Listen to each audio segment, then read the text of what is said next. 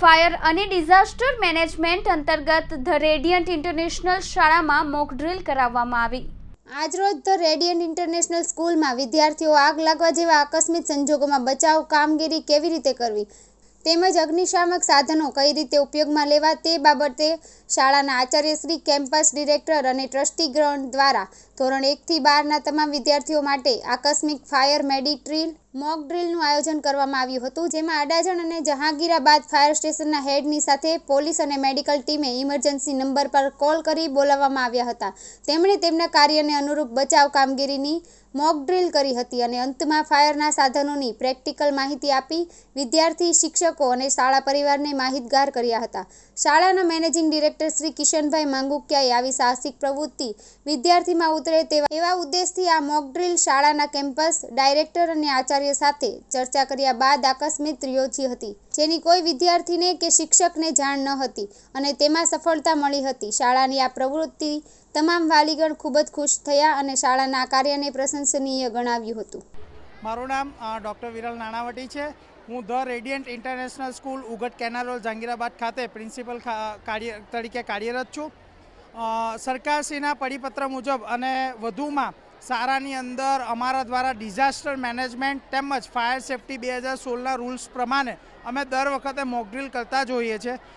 થોડા દિવસો પહેલાં જે કંઈ બનાવો બન્યા, આગના બનાવો અને સ્કૂલ સત્ર જ્યારે અત્યારના શૈક્ષણિક સત્ર નવું શરૂ થઈ રહ્યું છે ત્યારે આ સત્રની અંદર સ્ટાર્ટિંગમાં જ બાળકો સેફટી વિશે અવેરનેસ મેળવે, પોતે પોતાના જીવના જોખમને બચાવે, પોતાનો જીવ કેવી રીતે જોખમમાં મૂક્યા વગર બહાર નીકળે એના માટે અમે રાંદેર, જહાંગીરાબાદ અને અડાજણ ફાયર સ્ટેશન વિભાગને મદદ માંગી અને એમની સાથે મોક ડ્રીલનું આયોજન કર્યું હતું। ખૂબ સારો રિસ્પોન્સ રહ્યો।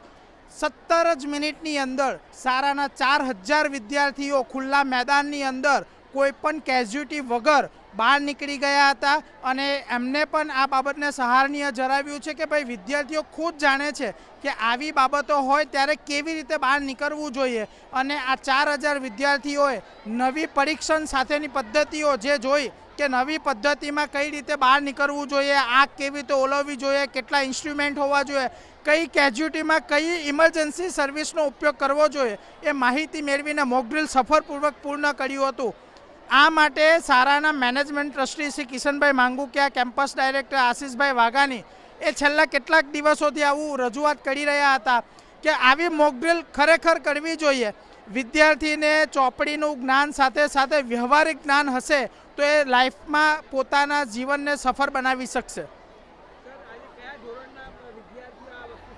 સર, આજે પ્રી પ્રાઇમરીથી લઈને 12મા ધોરણ સુધીના બધાને જ આ શીખવાડ્યું, કારણ કે અકસ્માત કોઈ ધોરણ જોઈને કામ નથી કરતું, એટલે દરેક વિદ્યાર્થીને આજે કોઈ પણ જાતની ચેતવણી આપ્યા વગર, કોઈ પણ જાતની માહિતી આપ્યા વગર સીધું ફાયર અલાર્મ વગાડ્યું અને વિદ્યાર્થીને ખબર હતી કે ફાયર અલાર્મ વાગે એટલે મારે કઈ દિવાલ, કયા દાદરથી બહાર નીકળવાનું રહેશે। મારું નામ Ashish Vaghani, campus director the Radiant International School. આજકાલના ઝડપી યુગમાં જે આકસ્મિક ઘટનાઓ બની રહી છે એવી ઘટના ના બને અને બાળક એ બાબતે અવેર થાય અને વ્યવસ્થિત રીતે, સુરક્ષિત રીતે સંસ્થામાંથી અથવા કોઈ પણ જગ્યાએથી બહાર નીકળી શકે એ માટે માહિતગાર કરવા માટે હતો। ખાસ કરીને મોક ડ્રીલમાં બાળકો દાદરમાંથી જ્યારે ઉતરે એ સમયે સેફટી રીતે ઉતરી શકે, લિફ્ટનો ઉપયોગ ના કરે અને ઉપરના જે પણ ફ્લોર્સ હોય એ ફ્લોરમાં કોઈ પણ બાળક કોઈ પણ જગ્યાએ મિસ ના થઈ ગયું અથવા કોઈ વોશરૂમમાં રહી ના ગયું હોય એ બાબતનું સૌથી વધારે ધ્યાન રાખવામાં આવ્યું હતું।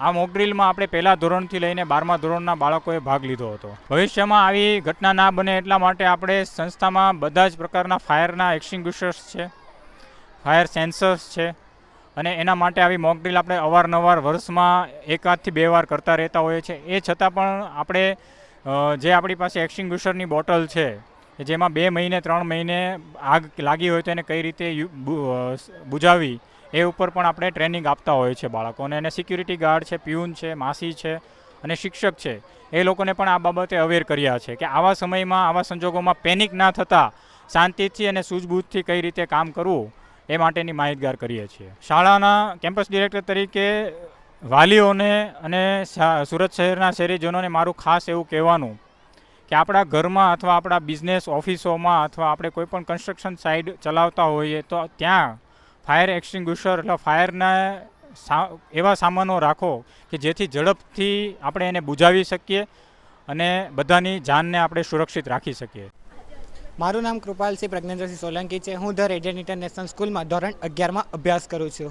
ના, અમે જમીને આવ્યા ને તો જમીને હજુ ક્લાસમાં ગયા લેસન કરવા માટે એવું નોટ એવું કાઢ્યું તો એવું જ એલાર્મ વાગ્યું. તો પહેલાં તો ખબર ન પડી, પણ સર આવ્યા કે એવી રીતે આગ લાગી છે એટલે અમે બધા પહેલાં શાંતિથી સરે જે મતલબ કે જે હિસાબે કીધું હતું એ હિસાબે શાંતિથી આવ્યા, નીચે આવ્યા અને ગ્રાઉન્ડમાં ભેગા થઈ ગયા બધા. એવો ગભરાહટ નહોતો, પણ સ્કૂલ મેનેજમેન્ટ પર પૂરેપૂરો વિશ્વાસ હતો કે સ્કૂલ મેનેજમેન્ટ કશું જ નહીં થવા દે, પણ તો પણ પેલી એક બીક તો જે લાગે જ છે કે સમજી શકો છો તમે.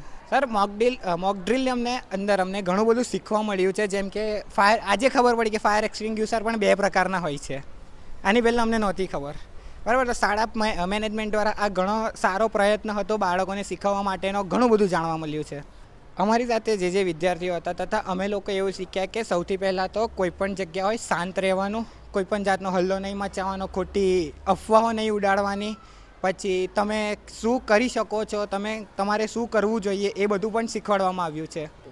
ફાયર ઓફિસરો જ્યારે આગને ઓલવતા હતા ત્યારે એ જોઈને એક જુસ્સો ચડે કે હા કે આ અમારે પણ આ શીખવા જેવી બાબત છે કે કોઈક વખત ઇમરજન્સીમાં કામ લાગે. એટલે અમે એ પૂરેપૂરો શીખવાનો પ્રયત્ન કરીએ છીએ. તથા એ લોકોને જોઈને એક અલગ જ જુસ્સો આવે છે કે આટલા ભયમાં પણ એ લોકો કેટલી શાંતિથી કામ કરે છે અને એમાં પાર પણ થાય છે.